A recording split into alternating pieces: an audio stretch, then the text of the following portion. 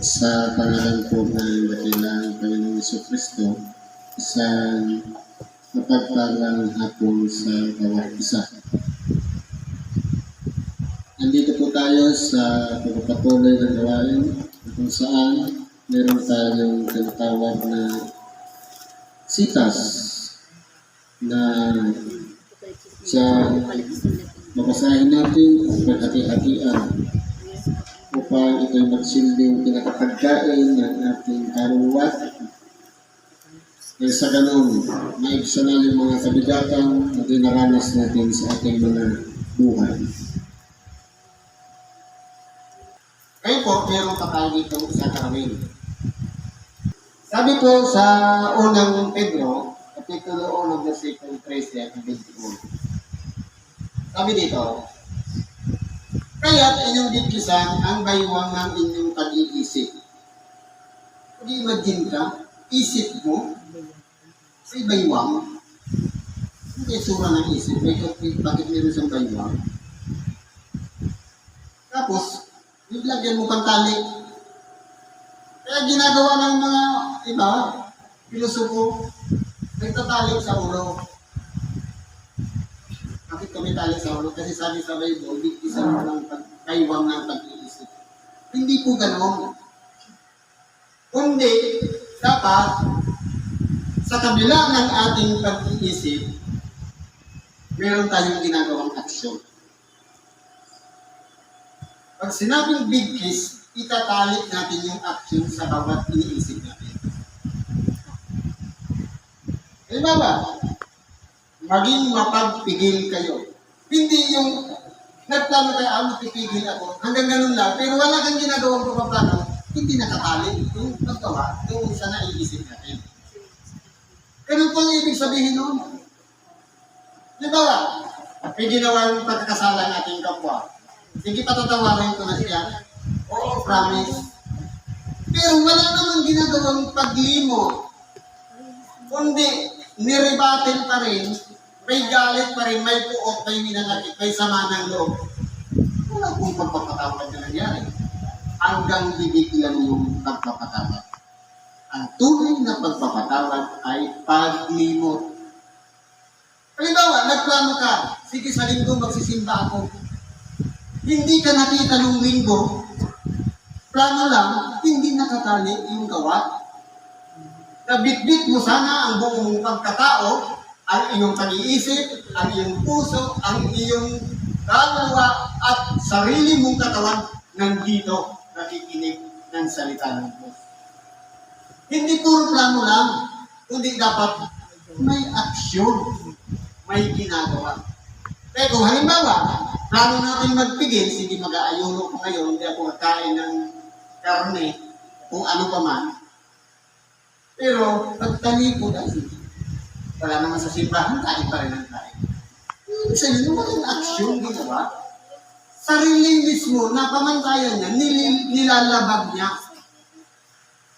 Pero ito ang ibig sabihin ito, hindi yung actual na itatalian mo yung ulo mo, lalagay mo dito, kasi nandito daw yung isip, hindi dito mo itali, kasi nandiyan yung liwang. Hindi po ganon, kundi palaging may kaakibat ng aksyon sa bawat desisyon. Ganun po ang ibig sabihin mo. Ilagak at inyong ilagak na lubos ang inyong pag-asa sa biyayang dalangin sa inyo sa pagkahayag ni Jesucristo. Ano po yung biyaya na imahayag, na inaasam-asam natin? Hindi ba ga, duman pa lang yung mahal na araw, na-experience natin yung sakripisyo, bilang pagmunita, pag-alaala sa lahat ng dinanas ng ating dakilang Panginoon. Pagkatapos kung lipas na yun, nakalimutan na naman.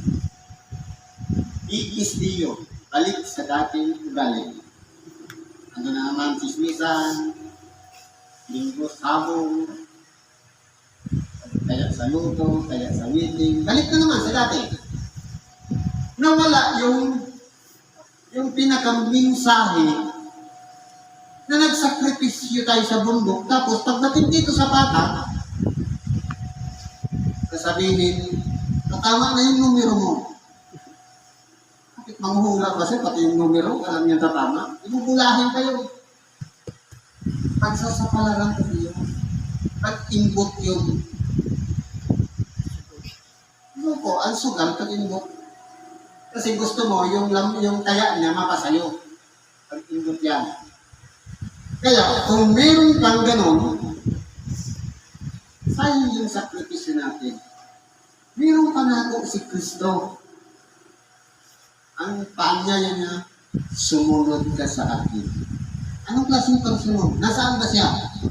Ang pagsunod doon sa mga aral na kanyang ibinabahagi. Na mababasa natin dito sa banal na kasulatan at pinagnilay-nilayan natin. Dapat mayroon ng pagbabago.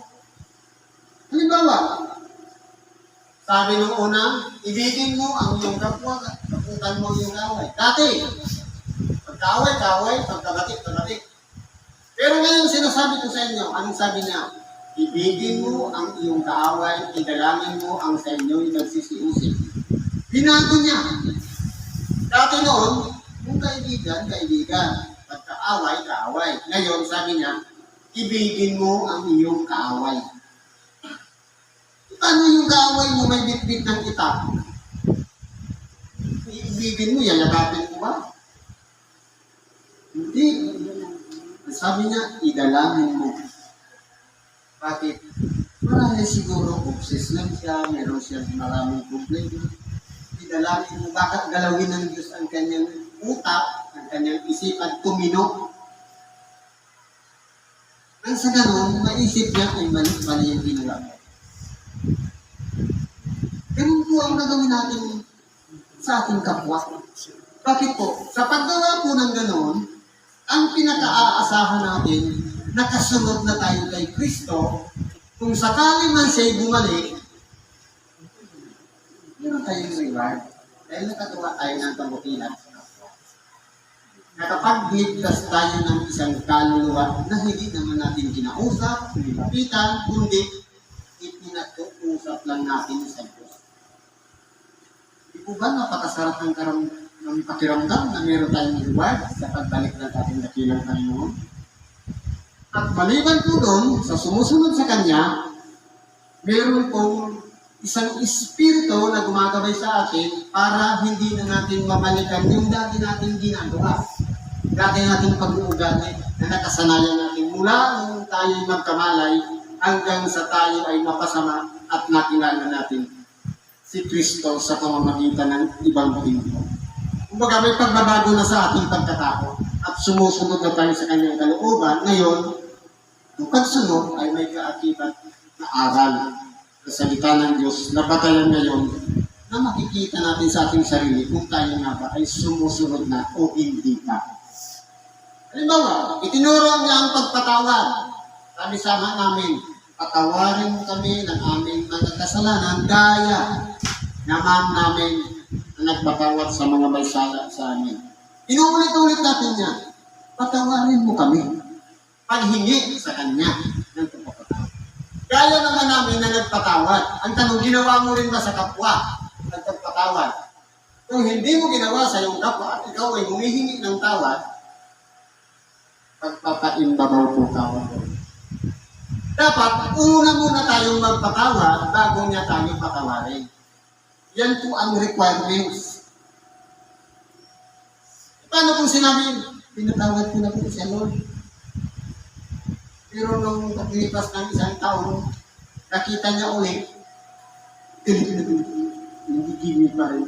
Wala pang pagpapatawad na nangyari. Kasi galit pa rin eh. Kasi ang pagpapatawad ay paglimot. Sabi nga na natin nagilang, nilimot ko na ang kanilang mga kasalanan. Ibig sabihin, ganun po ang pagpapatawad. Tinatanggal na sa isipan. Binawala na dyan. Ganun po ang tunay na pagpapatawad. Kaya kung meron man na-express natin at naalala natin, wala nang sakit, wala nang kirot, kwento na lang. Kasi nalagpasan na natin. Saka naman natin tatanggapin yung pagpapatawad na mula sa Diyos. Ano pang sabi niya? na gaya ng mga anak na matalimahin, gaya ng mga anak na, sabi ko, masinunod-sunod. Sa totoo lang, ang tawag sa atin dati, nung malayo pa tayo sa Diyos, mga alipin. Ang alipin, hindi nalalaman ang ginagawa ng kanyang Panginoon. Nung pinatawad tayo, tinawag niya tayong anak. Bilang mga anak, dapat matalimahin tayo. Kung ano yung mga guidelines ng Diyos, ano yung mga turo niya, ano yung mga aral niya, ano yung ibinabahagi niya, na Ebanghelyo, dapat isinasagawa natin ng buong puso. Ang tawag doon, matalimahin. Na huwag na kayong mag-asal ng ayon sa dating masasamang pita nung kayo nasa kawalan kaalaman. Huwag natin babalikan yung dati nating pagkatao. Kung dati noon, magagalitin tayo, nung makilala natin si Kristo at ang Ebanghelyo ngayon, hindi na.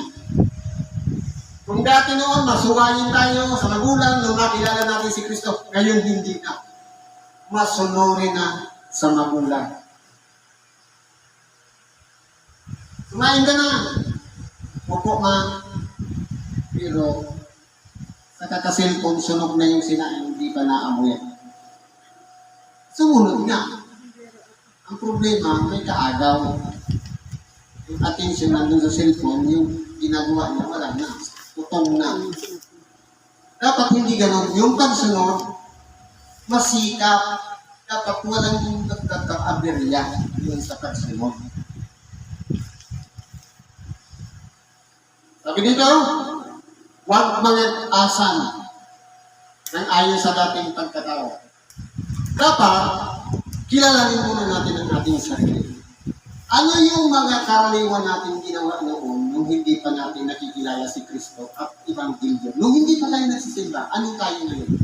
Ano tayo noon? Dapat mabago na yun ngayon. Dapat nasusunod na natin ang kanyang kalooban. Sa lahat. Sabi dito,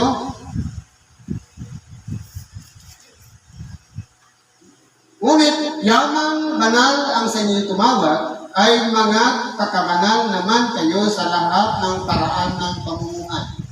Totoo po, ang Diyos banal. Dapat malinis din ang ating konsensya na ginagawa ang kalooban ng Diyos. Dapat palaging may kalinisan sa puso. Gumawa ka ng kabutihan sa kapwa, hindi para magpasika, hindi para magmalaki, magmakulit. Kundi ginagawa mo yan bunga ng pag-ibig. Na ipinaparamdam mo sa Kanya na ako inibig din ng Diyos, dapat maramdaman mo rin ang pag-ibig ng Diyos sa pamamagitan ko. Dapat gano'n. Hindi yung para sumika, para itanghal yung pangalan natin sa tayo gagawa ng mabuti sa kapwa. Sa pagpapakabanal, ang paglilinis ng kalooban ang pinakasusi ng pagpapakabanal.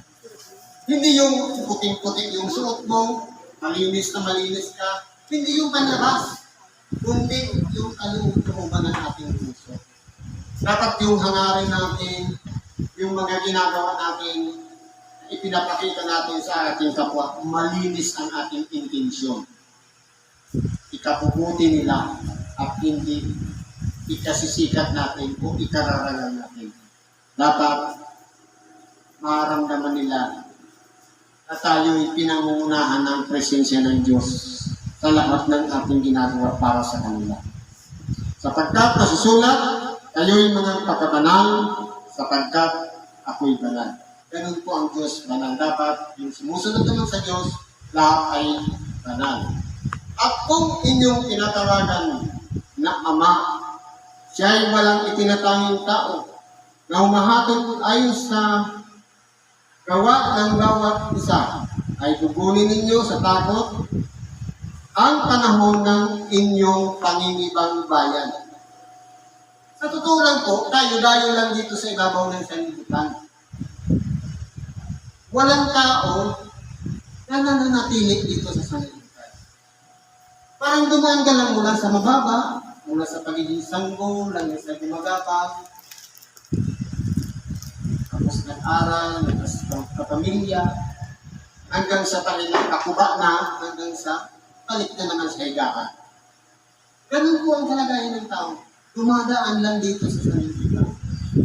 Lamang, may kanya-kanyang misyon at mayroong takda ang buhay. Mayroong nauna na nahuli, may nahuling nauna. Mayroong ipinanganak noon, 1940s, buhay pa ngayon. At mayroon naman ipinanganak noong 2000, patay na ngayon. Ganun to ang buhay. Kaya kung tayo po tumatawag sa ating dakilang Panginoong Diyos na Ama, siya po walang itinatanging tao. Kung masama man ang ginagawa, ay mabuti man, parehas niya binibigyan ng biyaya. Parehas niya pinapaulanan. Parehas niya binibigyan ng preskong hangin. Antay po ang Diyos magbigay. Dapat ganun din po tayo.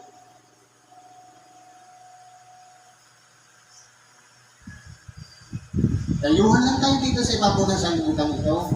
Huwag natin sayangin yung pakikipamanin natin dito sa sanlibutan ito para sa pangsarili niya. Hindi. Kung tayo'y halimbawa, meron tayong tinanggap na biyaya. Halimbawa, pinagpala tayo ng Diyos. Masinso. Kapag tapos yung mga anak, tapos yumaman.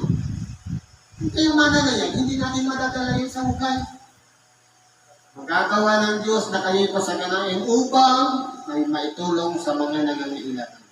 Dapat puspusin natin ang ating kagawa sa kapwa na walang iba, mag-share tayo ng blessing na tinanggap natin. Pag-impok po yan ang kayamanan sa langit. Yung doon sa mga tao na walang sukat, igaganti para ibalik sa atin yung ibinigay natin tulong. Diyos po ang nakakita niyan. Nag-iipon tayo ng kayamanan sa langit. Dahil sa pagbibigay doon sa mga tao na walang kakayahan magbalik ng bayan. Ganun po yun. Na inyong nalalaman, kayo'y tinubos, hindi ng mga bagay na nangasisira, unang pila, o ginto, mula sa inyong walang kabulang parang ng pamumuhay, na ipinamana sa inyo ng inyong mga magulang. Ito po pala. Kaya po pala, sumama yung ugali natin. Influensya po yan ng magulang. Kasi po, mula ng pagkabata, magulang kung kasi ang tinitinala natin. Kung ang magulang palamura, ang anak, lamat na rin palamura. Kung ang magulang may bisyo, darating din ang panahon, ang anak magiging may bisyo din. Kung ang magulang bungangira, mapagbintang sa kapwa, ganun din ang mamamana natin. Yan po yung mga namana natin sa ating mga magulang na dapat mabago na yan. At kung tayo man nandito, nakikinig ng salita ng Diyos, nabago natin ang ating sarili, pagbalik natin sa ating tahanan, sila naman ang hikayatin natin na maging katulad natin na magbago din. Dapat ganon. Yung mga nabuksan na ang pag-iisip at nagbago na, nagsisina, sumunod sa kalooban ng Diyos, tayo naman yung mag-influensya sa ating mga magulang. Na tumigil na rin yan sa pakikialam ng buhay ng may buhay. Ang tanong na yan, kasi wala namang mapapakinabangan niya. Parang lumalabas tuloy, sikat yung kapitbahay kasi showbiz. Laging nagiging topic, nagiging issue. Dahil lang yung sa mga pagpipigil na pakikipagkwento. Na nasagap na, kwento sa kabila, kwento sa kanan, gano'n. Kaya napapahamak ang kapwa. Tungkuha naman siya dahil susikat siya. Di po ba? Pero kung babaguhin na natin yung sistema na yan at natuto na tayo naman ang magiging isang buhay ng Ebanghelyo sa ating tahanan at magbabago ng ating magulang, maganda po yan. Kasi meron tayong intensyon, meron tayong ginagawang action. Kasi natuto na po tayo.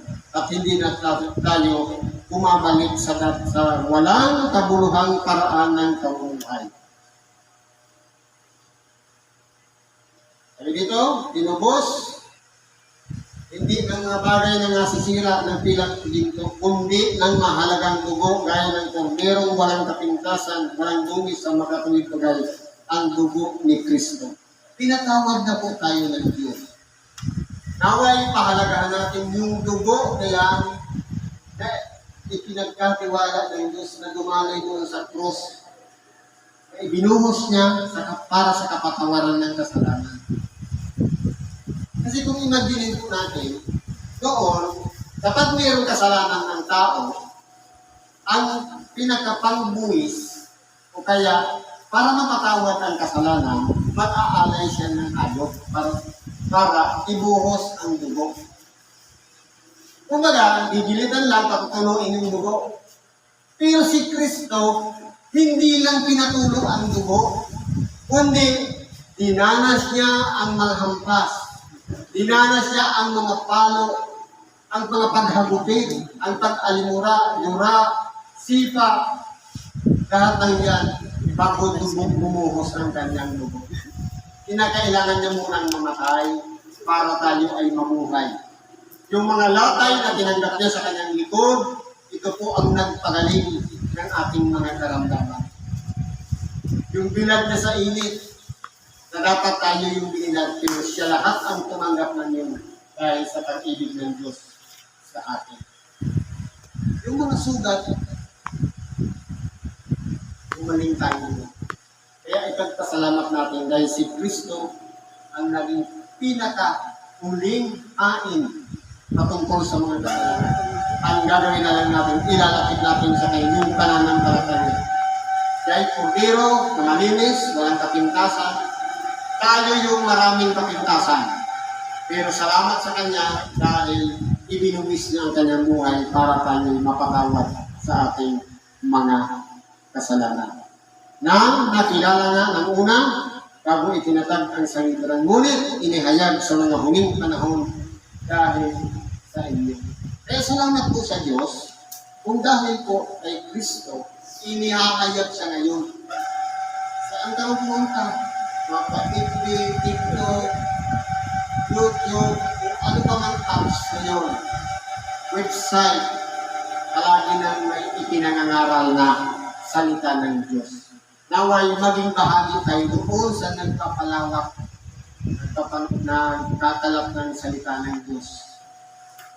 Kasi kahit sabihin na simple lang yung FB natin, meron tayong na-post lang na verse araw-araw, dapat na yun para natanggap ng ating kapwa. Na sa pamamagitan niya, ay nananampalataya tayo sa Diyos, na sa Kanya ay bumuhay naman ulit sa mga patay, na sa Kanya ay nagbigay ng kaluwalhatian upang ang kanyang pananampalataya at asa ay mapa sa Diyos. Dapat ganun din po ang maging kalagayan natin. Meron tayong inaasahan, buhay na wala hanggan. Ipagkatiwala natin na sa Diyos. Meron tayong kapwa. So, ituring natin silang pahalagahan. Ibigay natin ang hinihingi ng ating kapwa. Ibigin natin sila at pahalagahan natin sila. Kapag si Kristo man ay nagpahalaga sa atin, ganun din dapat magpahalaga tayo para sa Kanya. Siguro po, nandito na lang po itibagay natin sa oras na ito. Salamat sa Diyos. At anuman ang ating kalingan, karaingan, ipagkatiwala natin sa Diyos. Sa ngalan ni Kristo, salamat at mapagpalang hapon sa bawat isa.